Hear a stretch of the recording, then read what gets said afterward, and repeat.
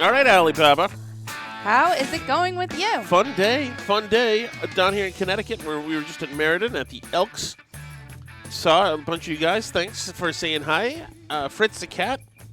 And who's his girlfriend? Or the woman who's with? Is she Chrissy?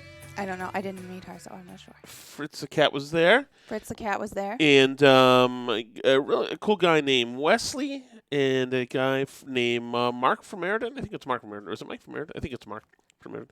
These are just the TIC folks. And just the seeing the guys. Mark the Shark Christopher, is a real radio guy who does traffic. Had a lucky night tonight. Had a lucky night. He was cleaning up in the raffle, and he bequeathed to the Shaddocks his fire pit that he won. Mm-hmm. Yes, which is fantastic. And s'mores kit, which is what the kids were really happy about. Which means they'll eat all of that stuff immediately. You heard the noise, Alice, that my car made. It was a great noise, honey. That's awesome. It sounds really like the Nazgul. Driving down here a month ago or whatever, back in the olden days, or at least a month ago, during one of these ice storms, my windshield wiper was broken off. So now it was raining down here today, and I didn't even remember about the windshield wiper, and so I was trying to use the windshield wipers, and one of them has no blade, so the piece of metal just scraped the glass, cut into it as if I was cutting glass, and made a horrific sound. As a matter of fact, I may have the sound because I tweeted the sound out. It's a horrific, terrible noise. And let's see if I can find that. I'm going to share it with you guys right now. And my windshield wiper is broken. This is the noise it makes. Thanks for raining, by the way. It makes the ride very pleasurable. And that thing had to be going for an hour, and it's much louder when person was. I remember seeing something, and so my dad used to cut glass. Did I tell you that? No, but he got in this phase where in the 70s, and probably for him in the 60s, in the late 70s, early 80s, he would cut wine glasses and make other glasses out of them. It is a process, and he showed us it's kind of cool, and you can do it. You got to sand them and knock them. So it reminded me of that. So it's not neither here nor there. All right. So what's going on in the world is actually there's a Connecticut story I want to bring up because it's just fantastic. I'll talk about this tomorrow, of course, as well. But by the way, if we saw you guys down there, it was great seeing you all. And it was a cool event. Had a few Yinglings, Alice. Mm-hmm. Enjoyed it. I had some White Claws. It was great. As I did make a commitment. Uh-oh. Why do I hear kids outside? I thought they all left the room. You told me they went down. They did, but when I hear voices outside, are they unable to get inside? Or is that Sally's voice? I don't know. I think I heard the click of the door key. Let's see what happens. It's not followed by the push of the door, though, which worries me. There is a great story that is just such a Connecticut story. It's just so perfect for state government, and I'm not surprised. This is an audit shows that approximately 80% of the $1.15 million in pandemic relief funding provided to the city of West Haven was not used properly. So in other words, and like I said, there's going to be a reckoning for this. You have to put in your balance sheet by 2026. And explain what you used it for. Oh, yeah. And this is just one city, one audit. Mm-hmm. You realize, and I think it's going to be, especially in blue states, how much money was stolen. Oh, yeah. How could it not be? Oh, yeah. Totally ridiculous. And I think when you've got these states, the blue states that are, have been one-party controlled for so long, there's almost the hubris just gets ridiculously inflated on these people. Oh, yeah. They think they're totally unaccountable to anybody because they're so used to getting away with it. Like, yes. In Massachusetts, and I'm sure Connecticut's the same way, like, these people are just... They're not, you can't ever vote them out because the system is so weighted towards incumbents and so weighted towards the ruling party that they're never going anywhere. So they're just used to, I can do whatever I want. Nobody's going to ever stop voting for me. Why would they? All right. Which brings us to Virginia. Alice, how much do you know about the Rappahannock Rappahannock. The Rappahannock Indians. Not allowed, no. Okay, that's a He's singing out in the hallway. No, that's Sally singing in Oh. the shower. Okay, that's good.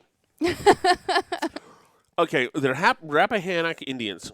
This is a news item. This just happened. The tribal land in Virginia was returned to the Rappahannock tribe during a celebration hosted by the Department of the Interior.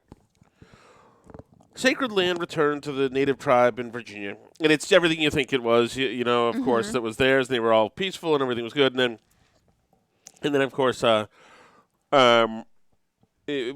years and years in the 1600s, 1700s, we kept pushing them. And of course, there's a lot of truth to that, and these things happen.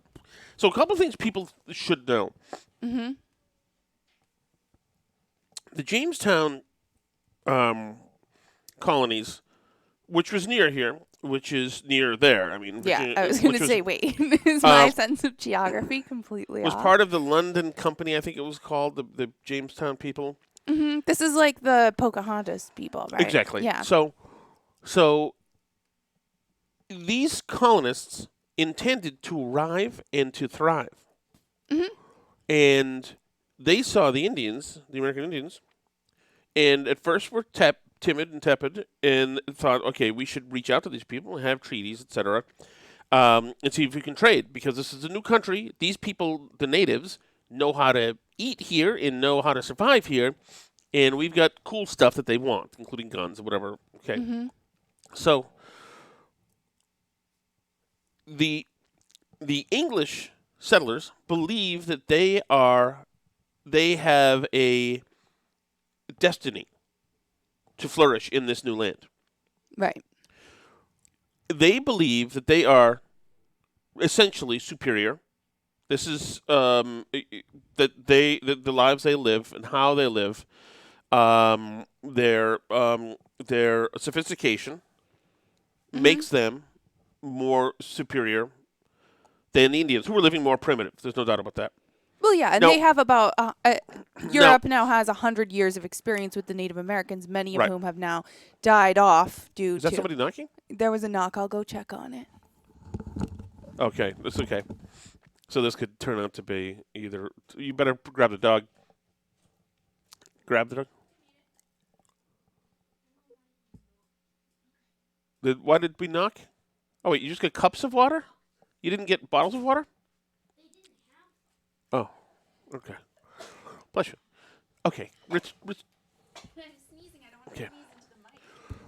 So,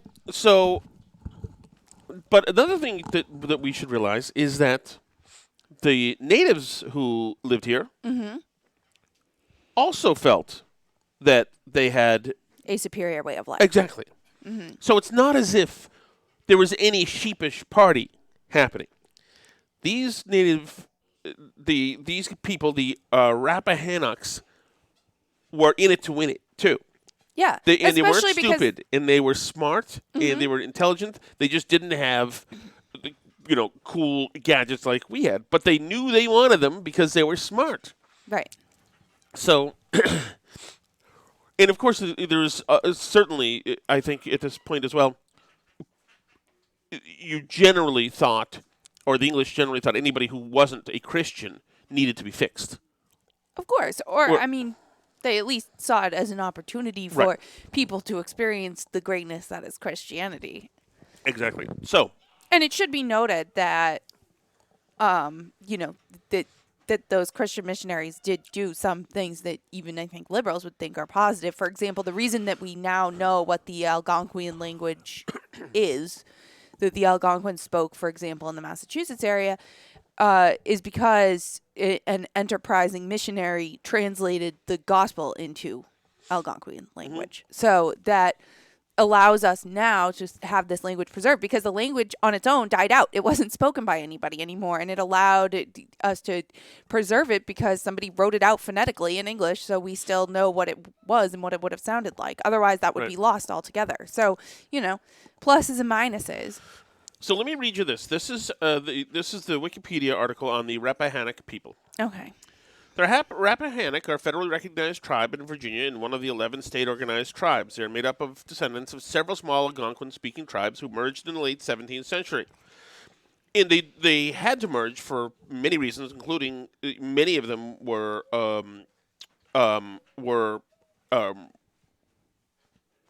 abandoning tribe life for settler life because there was some cool stuff. They're made up of descendants of small Algonquin-speaking tribes who merged in the late 17th century. In January 2018, they were one of 6 Virginia tribes to gain federal recognition by the passage of the Thomas Jordan Indian Tribes Virginia Federation Act. Yada, yada, yada. And looking at this, there never was a time that the Indians weren't looking to reestablish themselves. And at first through wars, and then through the courts, and then through using politics and politicians and making political alliances. And even in the 30s, they kind of really made a lot of progress. Made a lot of headway, which probably was, among other reasons, probably because the killing had subsided for decades at that point. Right. In the wars had subsided. Right. So anyway. In 1607, the Rappahannock were the dominant tribe of the Rappahannock River Valley, maintaining 13 villages along the north and south banks of the river named for them. Their capital was Tappahannock. They were a peripheral group among the Algonquin-speaking tribes of the Powhatan Confederacy. The Powhatan Confederacy was, like they said, a confederacy of all these tribes. Right. They were a peripheral group among the Algonquin-speaking tribes of Powhatan. In the spring of that year, when news spread of explorers sailing on the James River, their Weaverants, do you know what that is? That's like a chief, a capo. Okay. Their Weaverants took a party and rushed there. They stayed with their cousins in the Quickohannock and sent word requesting an audience with the newcomers. The Weaverants and explorers met on May 4th. You guys don't have to necessarily make noise. Guys, okay. Guys, you don't have to say, can you not? Okay. George Percy wrote a vivid description of the Weaverants, whose body was painted crimson, almost like a redman. His body was painted crimson, and face was painted blue, sprinkled with silver. He wore a red deer hair crown tied around his hair knot and a copper plate on the other side with 2 feathers arranged like horns, and earrings made of bird claws fashioned with yellow metal. When the Weaverants came to the shore, he was playing a flute. He escorted the explorers to his camp following a tobacco ceremony. The settlers were confused about the native names, they get the name wrong. After Captain John Smith was captured in December 1607, he was taken northward to the Rappahannock capital. He was told that they wished to see if he was from the same nation that had attacked them some years earlier, possibly the Spanish. However, they determined that he was not. Apparently, he was short and fat, and the attacker was tall and lean. 1608. This is when Pocahontas supposedly saved him. In 1608, Smith returned to the Rappahannock and mediated a feud between them and their neighbors, the Morrigaconde. The Rappahannock seldom... You just offended some people there or whatever that The was. Rappahannock seldom appeared in English colonial records. Colonists attacked them in 1623 in retaliation after tribes attacked settlers in and near Jamestown in the Great Massacre of 1622. When the Second Anglo-Powhatan War of 1644-45 broke out, the colonists seemed to have viewed the Rappahannock as independent and outside the conflict and did not attack the people. In the 1650s, when colonists began settling along the river, the Rappahannock withdrew from the southern bank. Their Weaverants deeded the land east of whatever to settlers just before he died in 1651. His successor, Tauriran, confirmed the deed in May. Their main town in 1652 was 2 miles up Cat Point Creek. By 1653, English settlers were moving into the region in such numbers that the colony assigned the tribe reserved land. They also committed to build Tawarian, an English-style house. So they're wheeling and dealing now. They're encroaching. They're pushing the Indians back because the settlers are flying in, but they're making a deal with the Indians.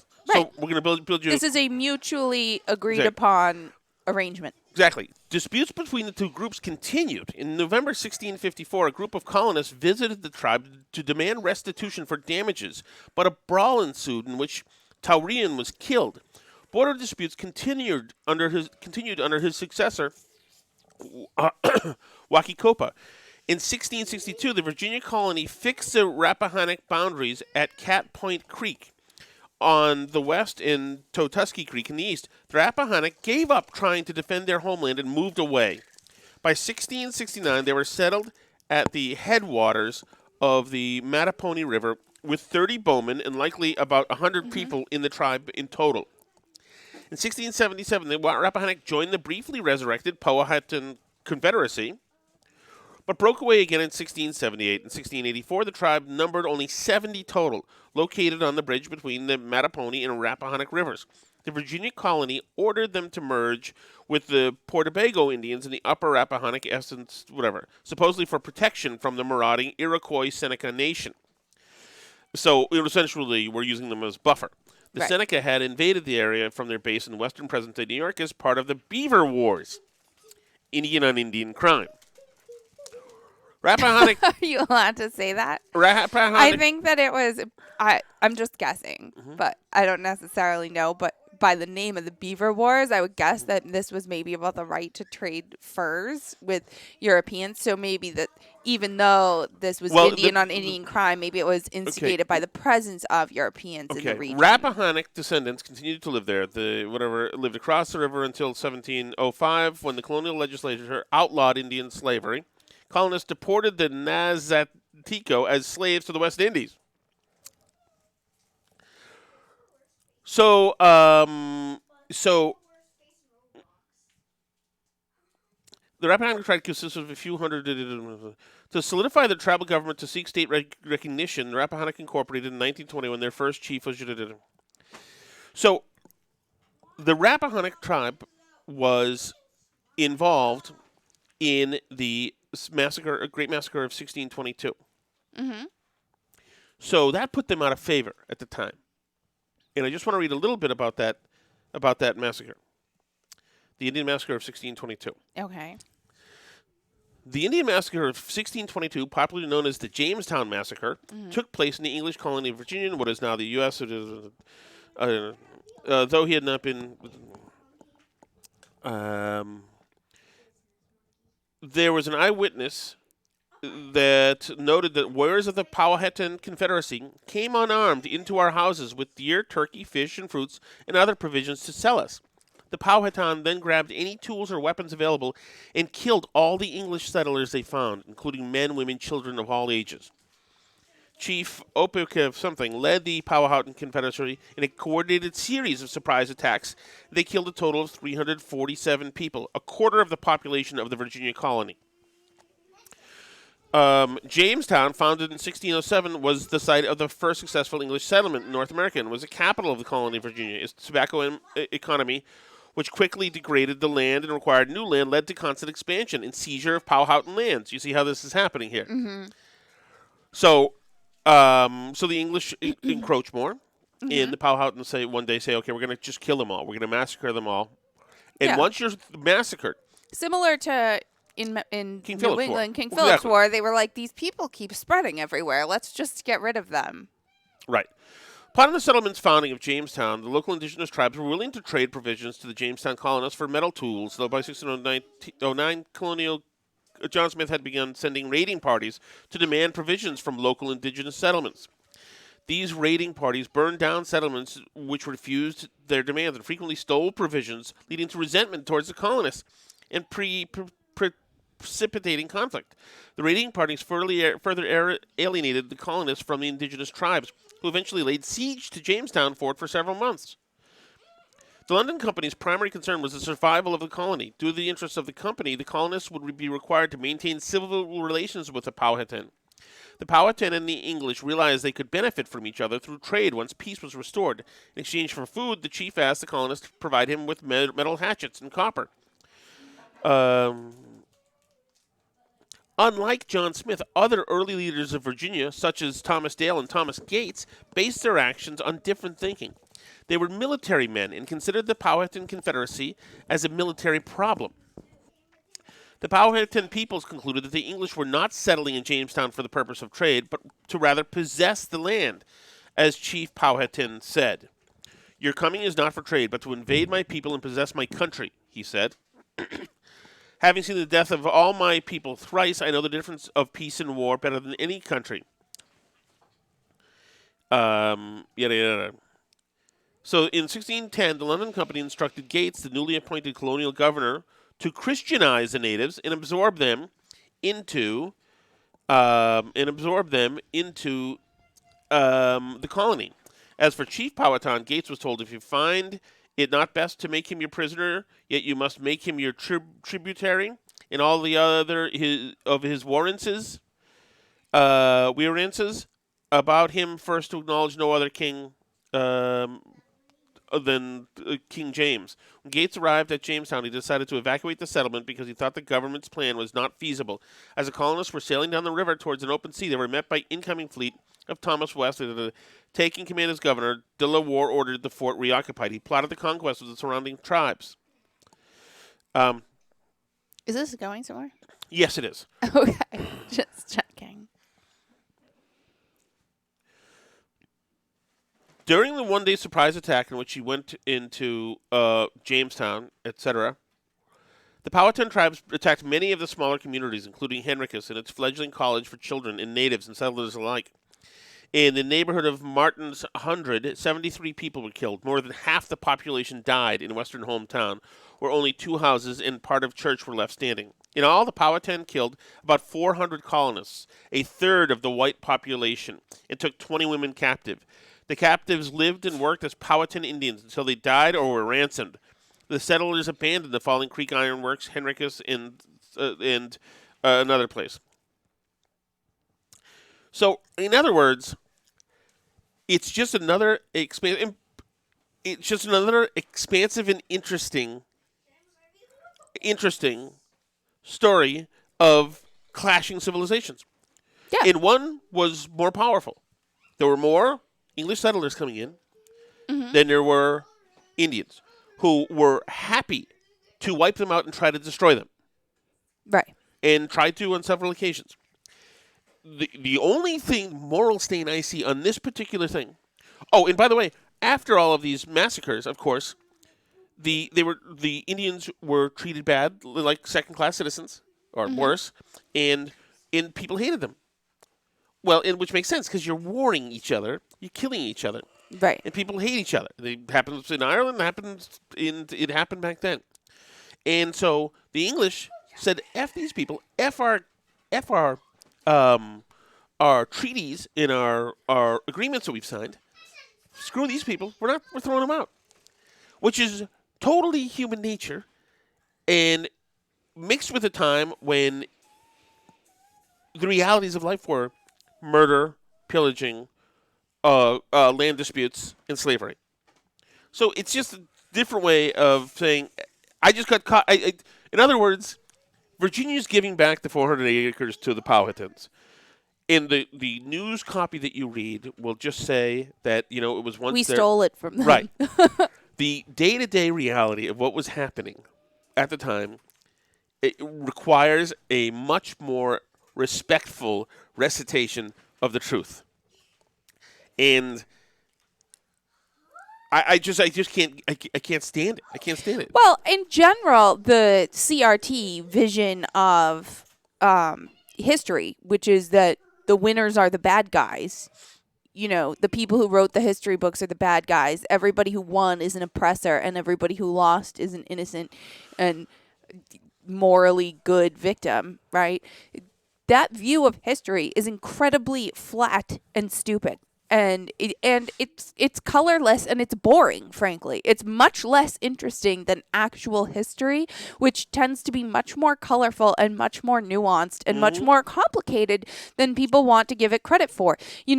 You can just decry Thomas Jefferson as an evil slaveholder who was a terrible person because he participated in this horrible institution, et cetera, et cetera. Or you can read things that Jefferson wrote about slavery, and you can read the Declaration of Independence, and you can look at everything that he believed and represented and thought about, and the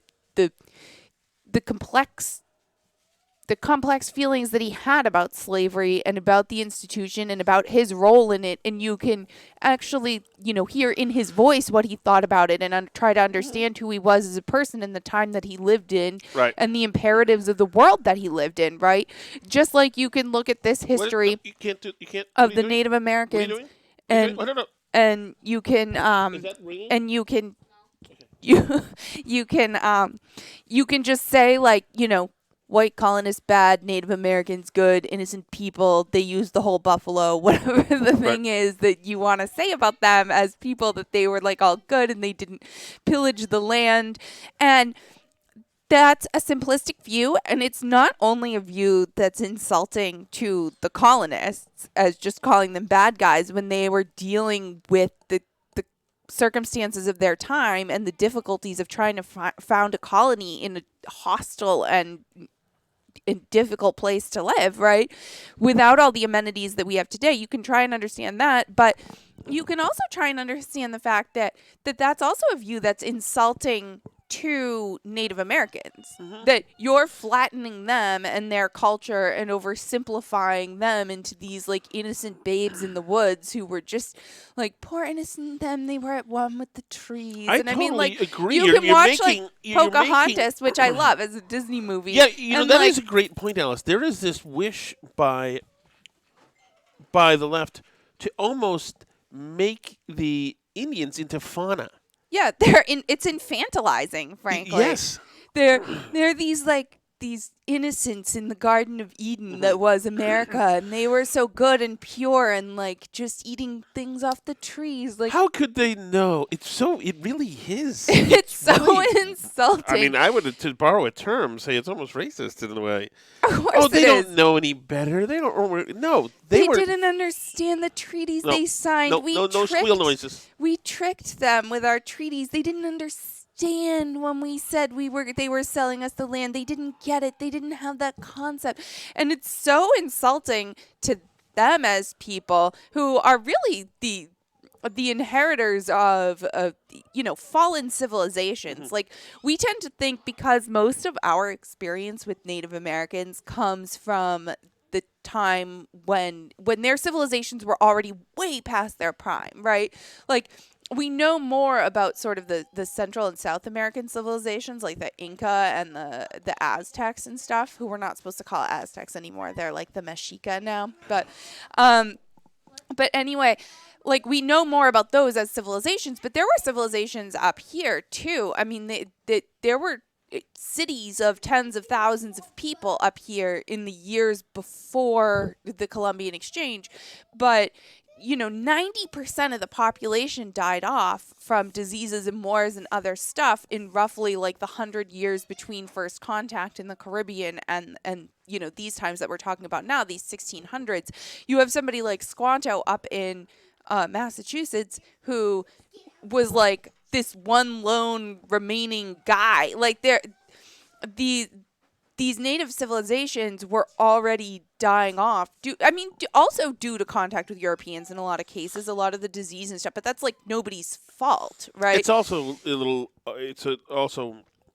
But there were whole. Remember, the plague also killed Europeans, right? Just sorry. a few centuries earlier, right? Like a little bit sooner. And also, but this is there's also not. I mean, we have, and I want to interject because I think that we have, it was in Europe, and then it was here. It could have also come from Asian people as well, because they also have been dealing with disease. Right. So we have so we don't know. I mean, people want to make sure. One thing which certainly wasn't was blankets with measles on them. Well, right. That's true. But it's insulting and infantilizing the way that liberals talk about what happened to Native people in the Americas. And it does a disservice, I think, to the civilizations that were here in the years before anyone, Columbus or anybody else, ever made contact at all over here, right? that there were these civilizations here. There were cities here in like the Mississippi River Valley. There were these big cities that don't even exist anymore today, hundreds and hundreds of years ago. I mean, there was all this stuff going on over here. And the native civilizations are the inheritors of that culture and the remnants of that, right? And then even like the culture that developed afterwards, all the Plains Indian culture and the Apache and all this stuff, like developed really post contact. You know, you think about like Plains Indians and you're thinking of like Indians on horseback, right? Mm-hmm. So that's all. They didn't have horses in the Americas until Europeans arrived here. All the indigenous horses of this area had died off previously. So all that culture, that's probably our pizza guys. Go get the pizza at the hotel door. All that, it's already tipped and everything. Okay. Yep. It's all paid. The tip is paid, everything. So all that culture arose after Columbian contact, and all that also is really its own culture that deserves its time, you know? Like all these Plains Indian cultures that we were warring with, these weren't innocents that were, you know, just peacefully living out their lives. And it does Tip is included? Yes, I included the tip. Yep. It does a disservice to those civilizations and those cultures to pretend as though they were just, you know, total babies just living out here, and like big mean white Europeans came and killed them all off for no reason. Like it's an insult, frankly. And I don't know. It's interesting, too. It reminds me a little bit. We got an email this week from one of your TIC listeners, actually. We are in your neighborhood right now, right here in Avon, Connecticut right now. Bob H. writes, "Hi, Tom. Wonderful show. I try never to miss you. Just read where if we were going all in for electric vehicles, we are going to need a lot of lithium. And most of that in the United States is out west among the lands of the Indian burial grounds. The liberals will dig up those bones faster than you can say Washington." I don't know if I'm allowed to say that word, but it's a former name of a football team in Washington, D.C. Try not to make a mess. Like, use that fridge as a table. Which I think is a good point, Bob, which is that all the cultural concerns and everything else are going to fall prey to the next great industrial revolution that liberals want to force on us, which is the Green Revolution. Yeah. Well, I mean, there was this. Did we talk about it last week? This tribe in Connecticut who said we're all good with the red men? Yes. We did. Okay. Yes, we did. So I'm all for it. You know, the more I read about even though they murdered my people, the more I read about these Indians, the more I think it's just. I think it's cool. I think they're cool, and I think that the freaking left is erasing them. It's like, no, don't erase these people because you're afraid we're culturally appropriating them. No, that's not what happened. The sight of that guy, the chief, who I read about, who had the blue in the face and red war paint and all, they obviously, in playing a flute and smoking the peace pipe, this guy was up. Can you not make dying raccoon noises for 5 seconds? Goodness. This guy made a huge impression. This was not something they were mocking. This is something the guy looked magnificent. These were serious people who could have killed them off, too. Don't underestimate that. Yes. They weren't at war with the Native Americans because they were like some weaker, paltry people. This was an existential threat for the colonists that were trying to live there at the time, right? Yes. So they absolutely respected them and viewed them. I mean, just even the fact that places in New England now have guys, sports take teams. Your piece of pizza and then close the box again so everything stays hot. Okay? So don't keep boxes open. Here we go. Just pizza the fact etiquette. You got it. Just the fact that New England sports teams at high schools now are named after Indian tribes and have names like sachems or warriors or trying to... Wait, you're making a face. What's going on? What's happening? Thomas? I can't. Are you having a flashback? Yes, I am, as a matter of fact. I can't show you. Do I have my phone? You guys have my phone? I don't think they have your phone. They have my phone. I don't know. What's up? What's going on? Nothing. I'll just show you. I'll just say that you get what that that it's I don't know if Sally's schedule will allow it, but there's more. There's sporting. It's the time for sports again. Mm-hmm. So, isn't that great? Isn't that great? I'm excellent. So, go ahead as you were. So, as obviously last year we did sports, and of course we had a mask situation, and so last year is now this year, and so there could be a sequel, and so I am. You know what's funny? I was not asked to. Huh. Interesting. Looks like they're all staffed up this time. That's good. Okay, that's fine. That's good. That is good, actually. So I want to. Oh, you still going? I'm done. I'm good. I'm set. You say you're dead? I said I'm done. I'm good. I'm set. So since I am now the Indian expert on this, no boxes are open, right? He's like an overly policing fat guy, making sure. Did his we kid. get the wings too? Yeah, there's a whole box. Okay, There's okay. enough for 300 people. That fridge is not big enough for anything. Pepper is going to have a good night. Well, at least I'm not like you, where you order like one pizza for the whole family and then yell at everybody for taking a slice. Cut the slices in half. Austerity measures, Alice. It's called austerity measures. I just don't like to be afraid to take a piece of pizza because my husband. This is the life you married into, Alice. This is what you. This is the you deal buy you made one for you. pizza for 6 people and then yell at everybody for taking pieces of pizza. It's not insane. yelling. It is using an authoritative voice. I to like reach out to take a piece manage- of pizza and you're like, uh-huh. Alice, I am being maligned here. I just bought enough pizza I am for being everybody, maligned. okay? You I know- realize that it's cheaper to only buy one on pizza. on this day, Alice, when the Rappahannocks have gotten 400 or so acres back, Of their ancestral homeland. you would figure you would have enough respect for me, whose people have been thinned out. The Shattuck herd was thinned out by some Native Americans.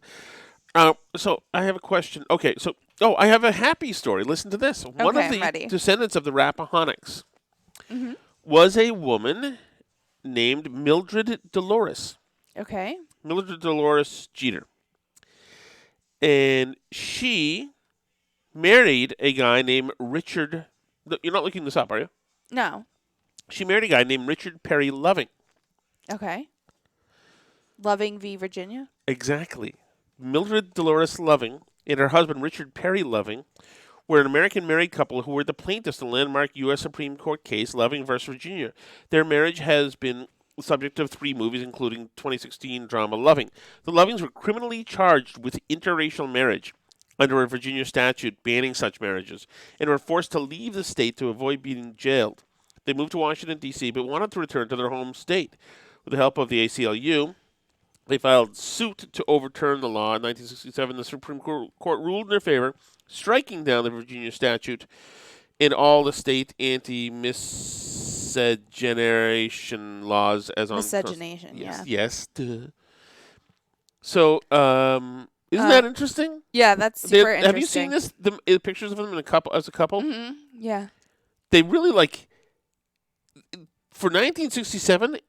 They're really smoochy, touchy-feely. Yeah. They're this is kind of badass. I love that. I think that's I great. love that. I like them.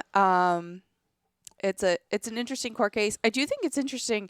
I think the CRT left is about 5 years away from trying to ban interracial marriage themselves, honestly. Oh, no With kidding. Monica Cannon-Grant yelling yeah. at Rayla Alice, Campbell listen for to this. having a white husband. Listen to this. It's just under the surface of the Clarence Thomas thing. They haven't said it out loud, but it's totally. bubbling under the surface. Richard Loving was the son of Lola, Allen Loving, and Twilly Loving.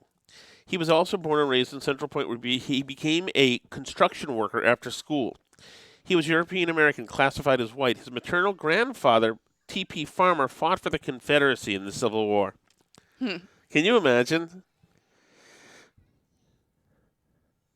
Richard's father worked for one of the wealthiest black men in the county for 25 years.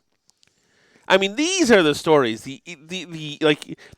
These stories aren't unique. I mean, I guess they are, but also it's so dangerous to have one general narrative that you go by because it just works so easy.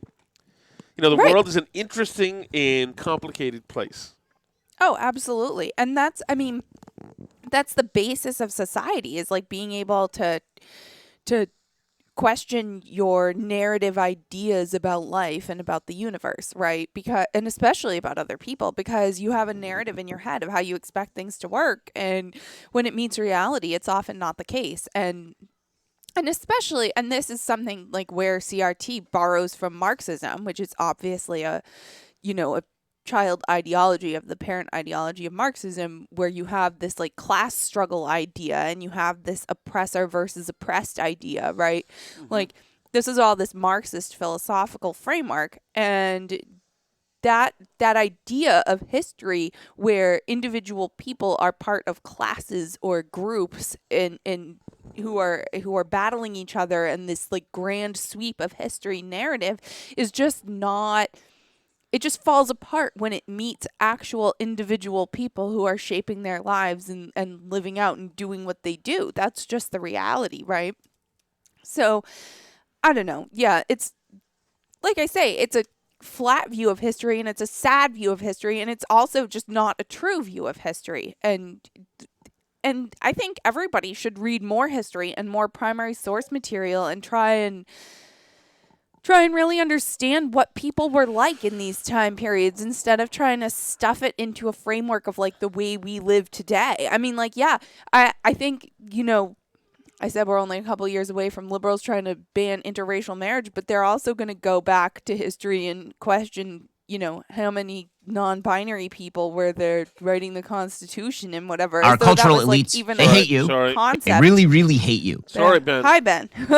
Nice to talk to you too. I got to that because you don't have time to watch it, but the Jon Stewart thing where they essentially had this white panel to talk about how bad the whites have been and how bad, how terrible we are. And Stewart talked about redlining, this and that, and this and that, and this and that, and this and that.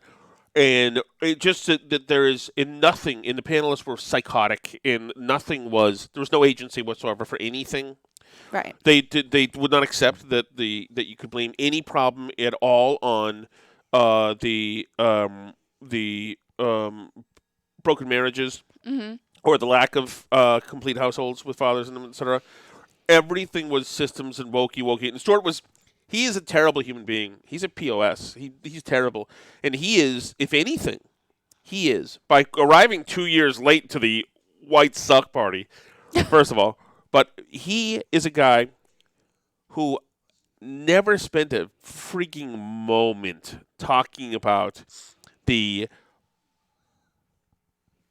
generation of young black men being murdered every weekend. Of course not. Bush is stupid. Rumsfeld is a warmonger. Yada yada. It's Jon Stewart. I'm a comedian. I'm not a comedian. I'm a political insider. I'm not a political insider. Tucker Carlson, Paul Begala, you're terrible. He's a POS. This guy's a POS. And by the way, it is his. Where these massacres are happening are in cities where Jon Stewart's smart-ass approach to comedy / not comedy only bolsters progressivism in these cities. So Jon Stewart, a big, you reimagine policing, John. There you go. You've been pushing this kind of stuff for years. You reimagine policing. So, I mean, he's just a PR. So anyway, it just got me thinking about that. But you haven't seen it yet, but you should. You should see it, then we'll talk about it this week. Okay. That sounds good. All right. Should we head over to Patreon yes. next? So if you're a Patreon listener, head over to patreon.com/burnbarrel, or if you'd like to be, you can sign up there. We're going to do a little extra segment of the show for you over there like we do every Sunday. You can check that out. Sign up to do that. You can find us, as always, for free, all our regular 5 episodes a week at burnbarrelpodcast.com. There should be links to all the different places where you can listen. We are not on YouTube currently. I hate to inform you. We have been suspended for a week again because our... I thought that was just one video that they took down. Yeah, but every time they take down a video, you get suspended for a week. So we are suspended from YouTube, but you can find us on Rumble. Rumble.com/C/Burn Barrel. You can find us there if you like the video versions. But yeah, anywhere you like to listen to podcasts, we should be on there. And we will talk to you soon. We're running out of C'est La Vie, Alice. There